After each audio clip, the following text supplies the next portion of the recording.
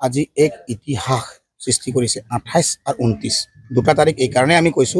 যে 28 তাৰিখত যি ভূমিৰ অধিকাৰ চাহ শ্ৰমিকসকলে লাভ কৰিলে আৰু লাভ কৰিলে মানে এনেকুৱা হৈছে আজি প্ৰায় 200 বছৰ ধৰি আমাৰ চাৰি পুৰুষ মৰি গ'ল নানা নানি মৰি গ'ল আমি আন্দোলন কৰি ভাগৰি গ'লো দেশ স্বাধীন হোৱাৰ 78 ইয়াৰ্ছ হোৱাৰ পিছতো কোনো এখন চৰকাৰ আহিছে চৰকাৰ গৈছে কিন্তু চাহ শ্ৰমিকৰ প্ৰতি কিন্তু কোনো মৰম দয়া নাছিল এই কাৰণে কৈছো নাছিল তেওঁলোকে অকল ভোট বেংক হিচাপে চাহ শ্ৰমিকক ব্যৱহাৰ কৰিছিলে ইলেকশ্যন টাইমতে তেওঁলোকে হুতা কমলৰ ৰাজনীতি কৰিলে গতিকে আমি দুখ পাইছো আজি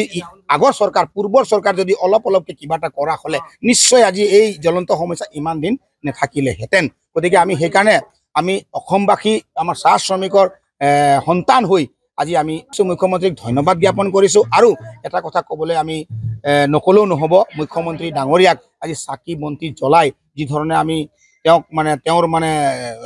ফটো ছবিত আমি মানে ফুল পুষ্প দি চাকি বন্তি এই কাৰণে জ্বলাইছো তেওঁৰ দীৰ্ঘ আয়ু কামনা কৰিছো এনে ধৰণৰ শক্তিশালী মুখ্যমন্ত্ৰী আমাক দৰকাৰ যি সময়ত আমাক এই জ্বলন্ত সমস্যাখিনি যি জ্বলন্ত সমস্যা আছিলে সেই জ্বলন্ত সমস্যা কিন্তু কোনো এখন চৰকাৰে কিন্তু আমাক গুৰুত্ব আৰোপ নকৰিলে সেইকাৰণে আমি বহুত অন্তৰৰ পৰা ধন্যবাদ দিছো মানে ভাল ধৰণে চাহ শ্ৰমিকে যাতে বিমূৰত নপৰে তাৰ প্ৰতি লক্ষ্য ৰাখি যাতে আমাৰ জনগোষ্ঠীটোক মৰম কৰিবৰ কাৰণে আমি অনুৰোধ জনাইছো আৰু আমিও মৰম দিবলৈ ৰেডি আছো অহা 26ত পূৰ্বেই